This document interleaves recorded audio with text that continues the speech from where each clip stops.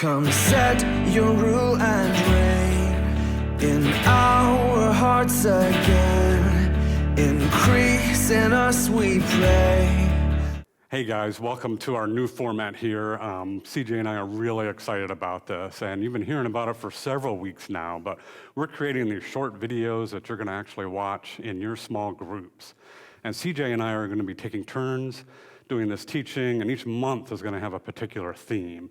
And this month, I'm gonna do the first one and the last one, and CJ's gonna do the two middle ones, so you'll get to see him next week. And this week, we're gonna take on the topic of self-esteem. And I know it's something that you have heard of, that you've been taught about it in schools, maybe your parents have talked to you about it, or you've seen it on TV, or read stuff about it, and so I'm sure it's a pretty well-known thing, but to make sure we're all on the same page here, let's talk about a definition about self-esteem, so we kind of all have that same starting point. And if you look in the dictionary, what you find is that it is confidence in one's own worth or abilities. And it's got that word confidence in there, and that word means that we have a belief that we can rely on something.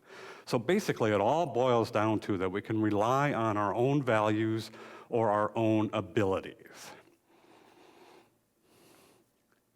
Okay, we are taught that we're all valuable and we have these abilities, and we must be praised to feel good. And we spend our whole lives trying to figure this out, trust me. Even as an adult, I can look back and say that I've been looking all over the place trying to figure out, what am I worth to other people? Do I have value to other people? And it started out basically with my parents. Do they value me as a son? Then to my friends, in elementary school, all even through college, am I useful? Am I valuable to my friends? As I got boyfriends and as I got girlfriends, I didn't have boyfriends, but as I had girlfriends, it was the same thing, the struggle. Do they like me? Do they not like me? My wife, same deal. Then on to bosses, coworkers, and even here at church, there's always that thing, am I of value to somebody? And it's a thought that's always in my head to find out, should I feel good about this? Do I feel good about the way people see me? And then the other side of that coin is our abilities as well. We're always trying to figure out, am I good at something? And I can remember struggling on the t-ball field as a little kid. I was just awful at t-ball, and it really messed me up. I mean, I struck out in t-ball, and that's hard to do. And I remember coming home with just awful, awful self-esteem. And even through, as I gained more confidence as an adult and ended up to be good at some sports, there was always that thing in the back of my head, am I good enough? And the same thing can be applied to in school, getting A's or B's or C's or whatever, just that striving. Am I good at this? Am I good at something? And then the world is always prompting us, you got to find out who you are and be good at it, and work on your self-esteem, And as you know, I have a daughter, her name is Julie, and she's 25 years old. And way back when she was, I think, in first grade, she had spelling homework. And these were really simple words, cat, dog, mom, that kind of a thing. And I remember we had a parent-teacher conference, and we sat down with the teacher, and she was talking to us about this spelling homework and how we should go about teaching this stuff to Julie when she took these words home. And the teacher actually said, what I want you to do is when you ask Julie to spell out a word and she spells it wrong, I want you to praise her for spelling that word wrong. I want you to get excited that she spelled that word wrong. I remember thinking to myself, that's kind of crazy. I mean, I get what they were after. They wanted me to create an environment where Julie would be excited about trying new things. Spelling was, just a new thing for a kid, just learning letters and putting this stuff together to form words. Kind of a new and somewhat scary thing. So they wanted me to make sure that she had this very positive environment, that no matter what happened, she would be praised, because we wanted to work on her self-esteem.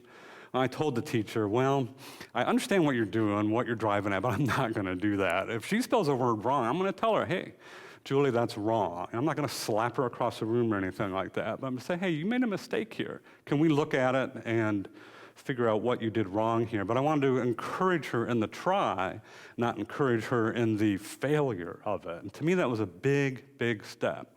And I wanted to make sure that her self-esteem was based on real things, her trying to do things and not her failure to do things. To me, that seemed backwards. And so the problem that we have with this definition to rely on our own values or abilities is each one of those is kind of shaky. Our value of ourselves changes. I mean, we look at a friend and they're just having a bad day.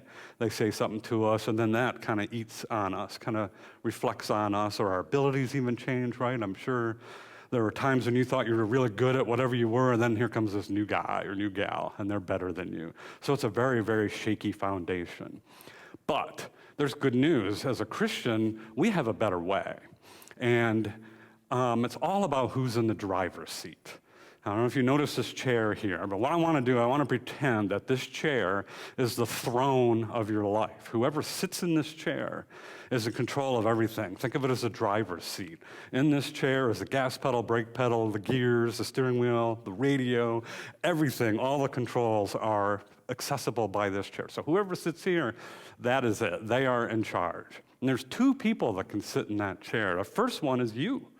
You can sit in that chair. And a lot of us have spent a lot of our lives with us sitting in there, changing the station on the radio, doing the steering wheel, the whole 9 yards. And the problem with that is your mood changes, your abilities changes, your view changes. So if you sit here in the throne of your life, it can be kind of a bumpy ride at times, right? And in fact, the Bible even talks about that.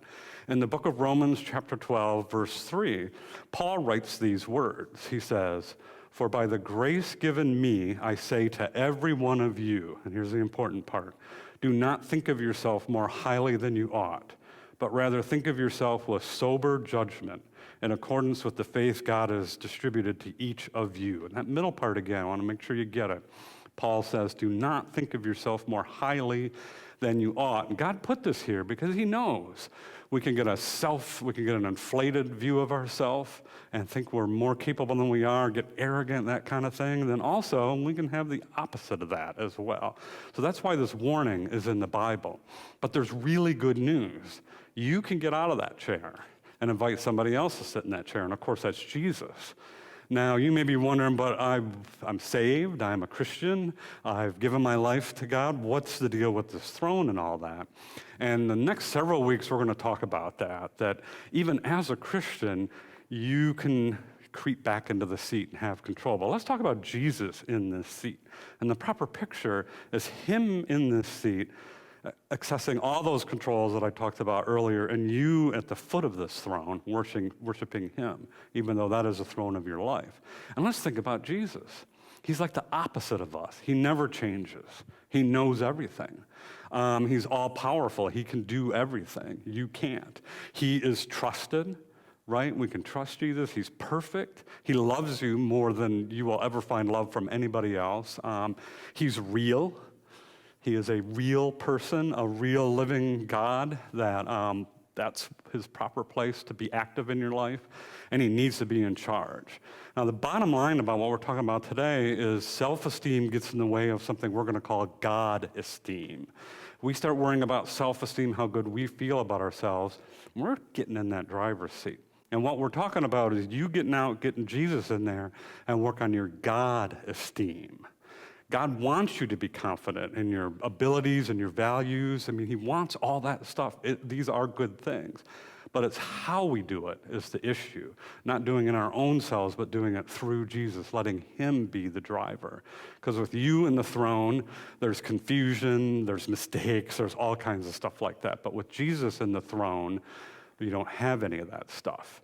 So that's what we're going to be talking about these next week is working on your God esteem, seeing yourself through the eyes of Jesus and what that means to you in real life. And the bottom line is what you're going to find here is it's not about you.